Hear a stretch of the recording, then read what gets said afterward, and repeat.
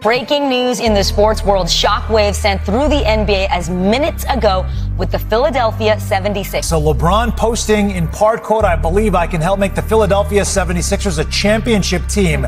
This is an earthquake. Let me ask you this, Rohan. In the last few days, so this is definitely a surprise. This is going to come down to health for Philadelphia. LeBron James just signed for the veteran minimum. Not because nobody offered more, because money genuinely didn't matter to this decision. And the plan the Sixers actually have for him isn't even his usual role they want him running point. The last time that happened, in 2020, it ended in a championship.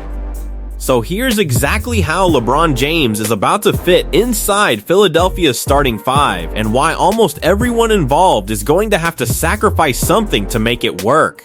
Segment 1. The deal itself. LeBron James has officially signed a 2-year, $8 million contract with the Philadelphia 76ers, a deal that includes a player option for year 2 and a full 15% trade kicker. Because he hadn't spent 4 consecutive seasons with the same franchise, he wasn't eligible for no trade protection this time around. And despite taking the smallest possible veteran salary, he remains by total career earnings the highest paid player in NBA history. The takeaway from people close to the situation was blunt. Money was never a real factor in this decision.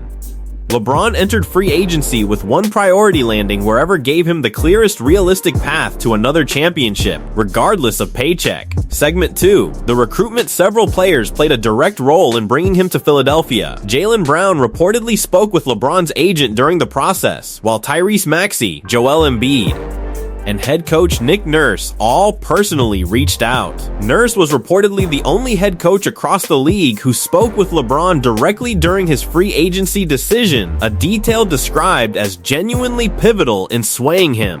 The bigger hurdle wasn't basketball at all, it was family. Moving from Los Angeles to the East Coast meant uprooting his entire household, including his wife and children. Once that conversation resolved within the family, the decision to sign with Philadelphia came together quickly. Segment 3. From rivals to teammates, this roster comes with real history. Just last season, Tyrese Maxey outdueled LeBron head-to-head, dropping 43 points to LeBron's 31 in a Philadelphia win. Maxey has previously described LeBron almost like an older brother in the league, sharing the same agent, training together in the offseason, and once trying to beat him to the gym at 6 a.m., only to find LeBron already there, fully warmed up by 5:30. Jaylen Brown has his own recent chapter in this story. Just months ago, Brown led Boston to a blowout win over LeBron's Lakers, dropping a game-high 32 points. Afterward, LeBron publicly praised Brown's MVP caliber season, expressing genuine confusion about why Brown wasn't getting more national recognition given his age and production. Now, instead of facing off, they're teammates.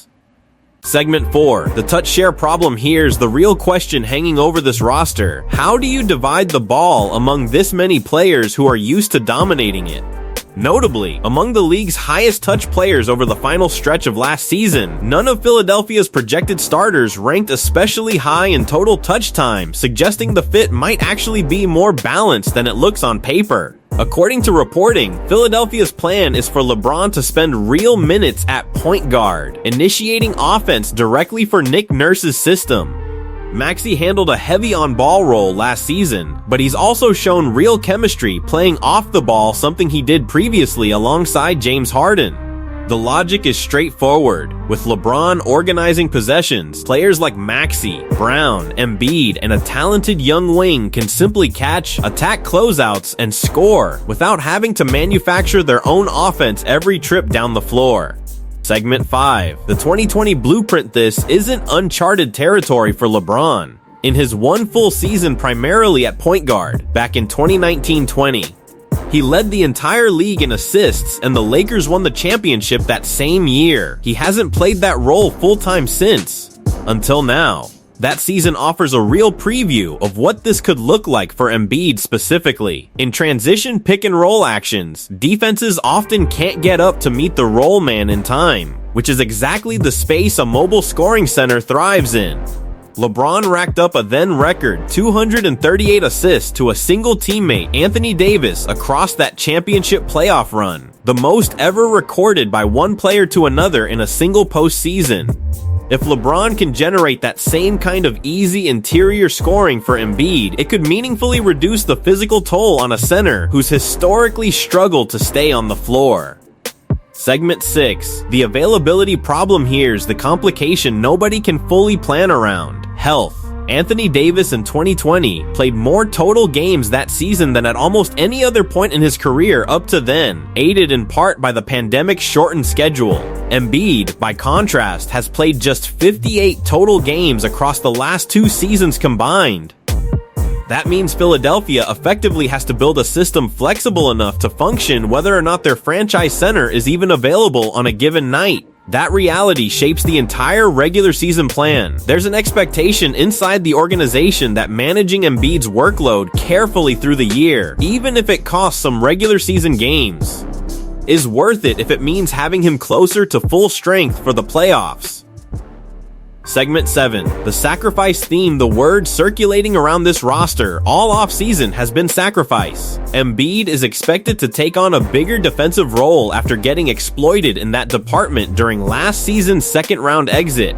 Jaylen Brown will need to scale back some of the usage that fueled his MVP caliber campaign. LeBron shifts into more of a facilitator role than he's played in years, and Maxey moves into more off-ball reps, something he's handled well before but represents a real adjustment for a player who's grown into a legitimate high-usage franchise cornerstone. There's genuine debate over whether that's actually a sacrifice for Maxey specifically, or simply a return to a role he's already proven he can thrive in, the counterpoint being that he's now a fully established top 15 usage guard rather than the developing scorer he was playing next to Harden, making the adjustment a real ask regardless.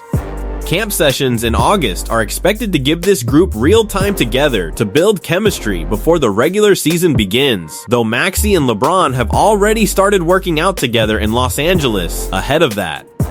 Segment 8. The supporting cast keeps growing. LeBron wasn't the only notable addition. Philadelphia also brought back a veteran wing on a 1-year minimum deal following a buyout, a player who previously won a championship alongside LeBron back in 2020, reportedly finding out the news while out on the golf course and treating the reunion as a genuinely exciting moment.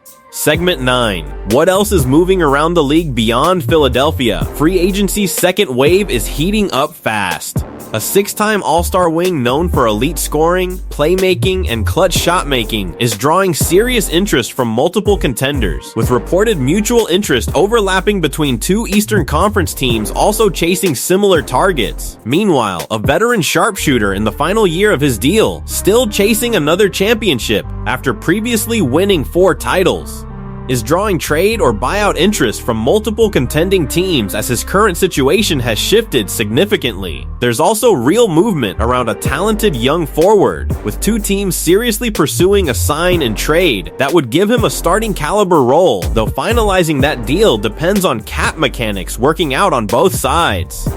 One team also added a name American fans haven't seen in years, a former top 5 draft pick who hasn't played in the NBA since 2020, but who was just named MVP of Spain's top professional league overseas. That signing is being framed as a step toward upgrading the roster's wing depth, with more moves still expected as that front office continues working through cap constraints and an unresolved contract situation with one of their veteran guards. So here's where Philadelphia actually stands: a roster loaded with star power, a very specific plan to make LeBron the connective tissue running the offense, and a genuine question about whether enough talented players can actually accept smaller roles for a common goal. Do you think this version of the Sixers has enough chemistry to actually contend, or is this too many stars trying to share too few shots? Drop your take in the comments. If this broke down LeBron's new role better than anything else you've seen, smash that like button, subscribe for more NBA breakdowns, and I'll see you in the next one.